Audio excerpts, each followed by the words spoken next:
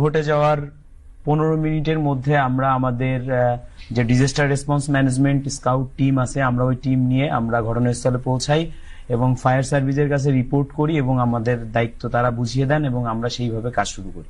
আপনারা সেখানে কাজটি কিভাবে শুরু করলেন? আমরা যখন নিউজটি পাই সাথে সাথে সেখানে চলে যাই, যাওয়ার পরে আমরা অনুমতির অপেক্ষা করি। তো ওখানে যারা দায়িত্বে ফায়ার সার্ভিস কর্মী ছিল তারা আমাদেরকে একটা টিম গঠন করতে বলে, তারপরে আমরা তাদের কাছে টিম গঠন করে যাই। আর মূলত হচ্ছে আমরা বাংলাদেশ স্কাউটস এর অনেক সংখ্যক রোভারদের তারা ফায়ার সার্ভিসের ট্রেনিং করানো হয়। আমরা যারা আগে ট্রেনিং করেছি শুধুমাত্র তাদেরকে আগুন লাগার ঠিক চারপাশে আমরা কাজ করার অনুমতি পাই। আর সেখানে যে উৎসুক জনতা ছিল তাদেরকে সরানো এবং তাদেরকে বুঝিয়ে তাদেরকে দূরত্ব বজায় রাখা। আর ওখান থেকে প্রচুর পরিমাণে গ্লাস ভেঙে পড়ছিল, আর যেটা খুবই মারাত্মক ছিল, আগুনের থেকেও ভয়াবহ, কারণ একটা গ্লাস মানুষকে মৃত্যুর দিকে ঠেলে দিতে পারে। তো আমরা সেই জায়গাটা নিশ্চিত করে প্রতিটা জনগণকে আমরা নিরাপদ দূরত্বে সরায় নিতে সার্থক হই। কাজ করার সময়কার অনুভূতি যদি আমাদেরকে বলতেন। যখন আমরা সেখানে পৌঁছাই তখন উপর থেকে যারা অগ্নিকাণ্ডের ওখানে আটকা পড়েছিল, উপর থেকে তারা তার বেয়ে বা যেভাবেই হোক লাফ দিচ্ছিল নিচে। তো এইগুলা দেখার পর ওখানে অনেক ভয়াবহ অবস্থা ছিল। তো সেখানে যখন আমরা যাওয়ার পর আমাদের অনুভূতি ছিল খুবই ভয়ঙ্কর একটা অনুভূতি। সেখানে যাওয়ার পর আমাদের একজন স্কাউট এই উপর থেকে লাফ দেওয়ার জিনিসটা দেখে সে জাল নিয়ে সেখানে পৌঁছে যায় যে কোনোভাবে সেগুলাকে আহত বা নিহতর থেকে বাঁচানো যায় নাকি। তো আমরা অনুভূতি তখন একটাই ছিল যে আমরা সর্বদা চেষ্টা করব যে যদি একজনের মানুষের জীবন বাঁচানো যায় তাহলে সে একজন মানুষের আমরা যাতে জীবন বাঁচাতে পারি। কোনো কিছুর ঘাটতি মনে হয়েছে কি, বা এমন কোনো কিছুর যেমন এই ইকুইপমেন্টটা থাকলে ভালো হতো? বিষয়টা 2018 সালে বাংলাদেশ দুর্যোগ মোকাবেলায় স্বয়ংসম্পূর্ণ।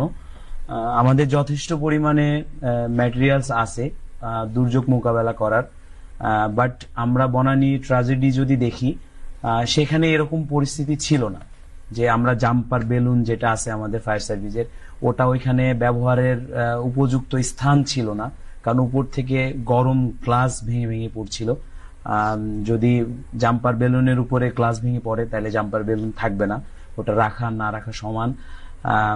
আমরা তৎক্ষণাৎ আমরা যে আদিম যুগের যে উদ্ধার কর্মকাণ্ড গুলা হতো সেই পদক্ষেপে যাই, আমরা নেট ব্যবস্থা করি। তো যে উপর থেকে মানুষজন ওইখান থেকে পড়ছিল তাতে নেট পর্যন্ত ঠেকায় রাখা সম্ভব ছিল না। আরেকটা বিষয় না বললেই নয়, আমাদের সচেতনতা বৃদ্ধি করা উচিত, কারণ আমরা আবেগের বশে অনেক কিছু করে ফেলি। আমাদের ওই ভবনটাতে আগুন লেগেছিল 9 তলা, 10 তলা, 11 তলা, 12 তলা, 13 তলা। আমাদের যে ভাইয়াটা আমরা মিডিয়াতে দেখেছি যে সে লাভ দিয়েছে, সে এই কোনো ফ্লোর থেকেই লাভ দেন নাই, সে আরো উপরের ফ্লোর থেকে লাভ দিয়েছেন। সেটাও একটা আবেগ। এবং বিষয়টা হচ্ছে পুরা বিল্ডিং এ যারা 13 তলার উপর থেকে ছিল তাদেরকে আমরা সরাসরি ছাদে উঠে যাওয়ার নির্দেশনা ফায়ার সার্ভিস থেকে দেওয়া হয় যে তারা সবাই ছাদে অবস্থান করবে, ছাদে খোলামেলা অক্সিজেনের ভিতরে তারা থাকবে। আর মূল বিষয়টা হচ্ছে ইকুইপমেন্ট থাকলেও ওইখানে কাজ করার কোনো পজিশন ছিল না, কারণ টোটাল ভবনটাই গ্লাস দিয়ে মোড়ানো। আমাদের সেনাবাহিনী থেকে গ্লাসগুলা ভাঙা হয় অনেক কষ্ট করে, হাতুড়ি দিয়ে বাড়িয়ে বাড়িয়ে তারপরে গ্লাসগুলা ভাঙা হয়। আর বিল্ডিংটা এমন ভাবেই করা যে গ্লাসের পরের স্ট্রাকচারটা হচ্ছে কাঠের এবং ওর ভিতরে কোনো রকম বাতাস ঢোকারও কোনো রাস্তা নেই, বাতাস বেরোনোরও কোনো রাস্তা নেই। আমাদের দেখা মতে মানুষ যতজন মারা গেছে তার 80% মানুষ অক্সিজেনের অভাবে মারা গেছে, মানে ওর ভিতরে কোনো বাতাস প্রবেশ করতে পারে না, এই কারণে মারা গেছে ওইখানে। আর বিষয়টা তৎক্ষণাৎ যে অগ্নিকাণ্ডের ঘটনাটা ঘটেছে ওইখানে যে ইকুইপমেন্ট ফায়ার সার্ভিসের কাছে ছিল সেগুলাও পুরোপুরি ব্যবহার করা যায়নি, কারণ ব্যবহার করার সিচুয়েশন তৈরি হয়নি, কারণ ওইখানে সাধারণ জনগণ একটা ফ্যাক্ট ছিল, সাধারণ জনগণের ভিড়ে সব ইকুইপমেন্ট গুলাও ব্যবহার করা হয়নি। তাছাড়া যথেষ্ট পরিমাণে ইকুইপমেন্ট আছে দুর্যোগ মোকাবেলা করার জন্য। দেশে তো অনেক যুবক আছে কিন্তু তারা তো উদ্ধার কাজে অংশগ্রহণ করেনি, আপনারা কি দায় থেকে সেখানে অংশগ্রহণ করলেন? আমি সবার প্রথমে বলতে চাই আমি একজন রোভার স্কাউট, আমি সেবার মন্ত্রে দীক্ষিত। আমরা যারা রোভার স্কাউটের সাথে আছি, যারা রোভার স্কাউটের কাজগুলা করছি, আমাদের মূল মন্ত্রটাই হচ্ছে সেবা।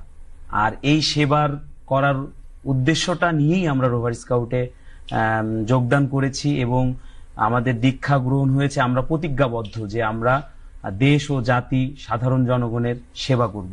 আপনাদেরকে অসংখ্য ধন্যবাদ। স্কাউট সংবাদে সকলকে স্বাগত জানাচ্ছি। আমি রোভার জাকিয়া ইলানুর। 25শে মার্চ একই সঙ্গে পালিত হয়ে গেল জাতীয় শিশু দিবস এবং মহান স্বাধীনতা ও জাতীয় দিবস। বাংলাদেশ স্কাউটসের আয়োজনে রাজধানীর জাতীয় স্কাউট ভবনে আয়োজিত অনুষ্ঠানে কাব স্কাউট, স্কাউট এবং রোভার স্কাউটদের অংশগ্রহণে কবিতা আবৃত্তি, দেশাত্মবোধক গান, উপস্থিত বক্তৃতা প্রতিযোগিতার আয়োজন করা হয়। উক্ত অনুষ্ঠান উদ্বোধন করেন বাংলাদেশ স্কাউটসের প্রধান জাতীয় কমিশনার ডক্টর মোহাম্মদ মোজাম্মেল হক খান।